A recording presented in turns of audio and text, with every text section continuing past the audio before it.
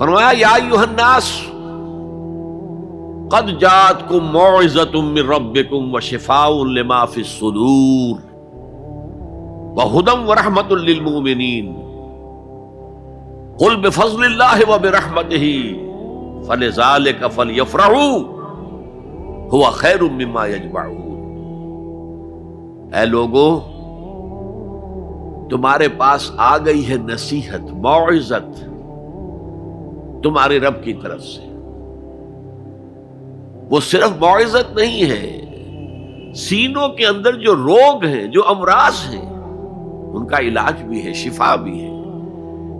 شفاء لما فی الصدور۔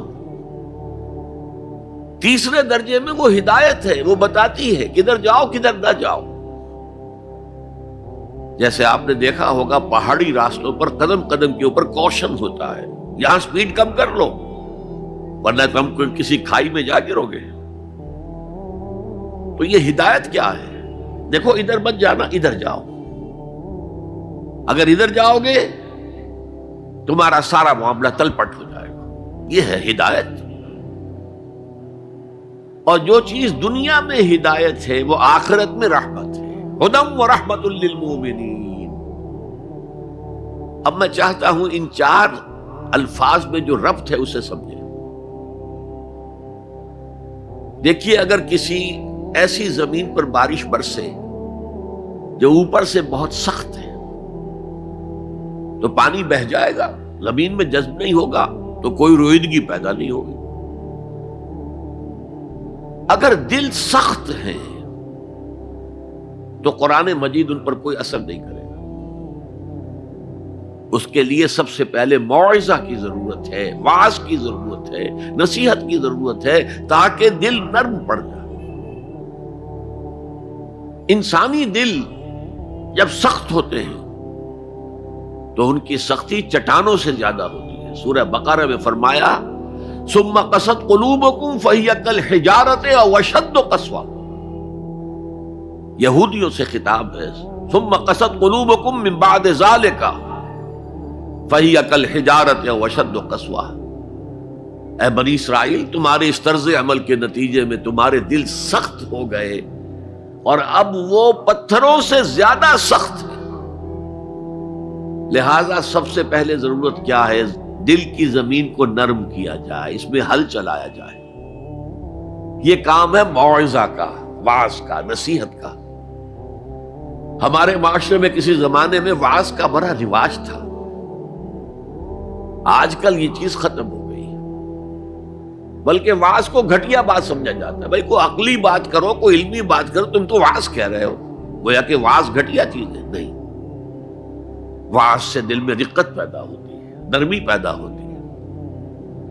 تو قرآن مجید ہی سب سے بڑا موعظہ ہے۔ ہم نے بدقسمتی سے کیا کیا، جب وعظ کہے جاتے تھے تب بھی مثنوی مولانا روم سے، ضعیف احادیث سے،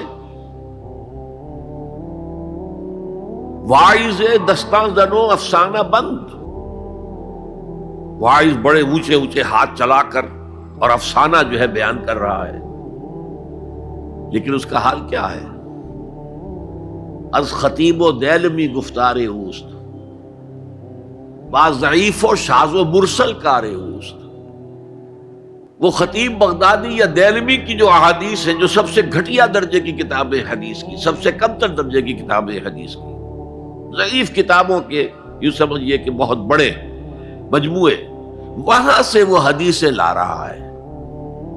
الضعیف و شاذ و مرسل کار ہو، ضعیف حدیث، شاذ حدیث، مرسل حدیث سے وہ بیان کر رہا ہے، قرآن سے اس کا کوئی تعلق۔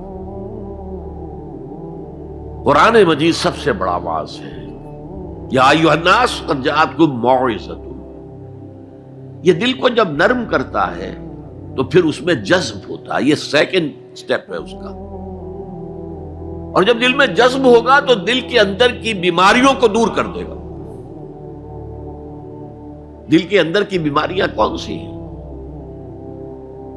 تھرومبوسس نہیں، جائنا نہیں، وہ اور ہے۔ وہ دل کی بیماریاں جن کے لیے قرآن شفا ہے، وہ ہے تکبر، حسد، حب مال، حب دنیا، حب جاہ، حب شہرت، یہ ہیں وہ چیزیں کہ جو اصل ہیں، جو دل کے امراض ہیں، ان سب کو جڑ سے نکال کر پھینک دے گا قرآن حکیم۔ یا ایھا الناس قد جاءتکم موعظۃ من ربکم وشفاء لما فی الصدور، وہ ہدن اور وہ ہدایت ہے، انفرادی زندگی کے لیے بھی ہدایت ہے، اجتماعی زندگی کے لیے بھی ہدایت ہے۔ کبھی اگر سورہ فاتحہ پر آپ غور کریں جو ہماری نماز کا جزو لازم ہے، تو ہم پہلے کہتے ہیں الحمدللہ رب العالمین الرحمن الرحیم مالک یوم الدین ایاک نعبد و ایاک نستعین، یہ ہدایت تو ہمیں پہلے ہی ملی ہوئی ہے۔ پھر جو ہم کہتے ہیں اہدنا الصراط المستقیم، اللہ کو ہم نے پہچان لیا، اسے رب العالمین مان لیا، اسے رحمان مان لیا، اسے رحیم مان لیا، اسے روز جزا کا حاکم مطلق مان لیا، تو اب کون سی ہدایت رہ گئی؟ ہدایت تو آ گئی۔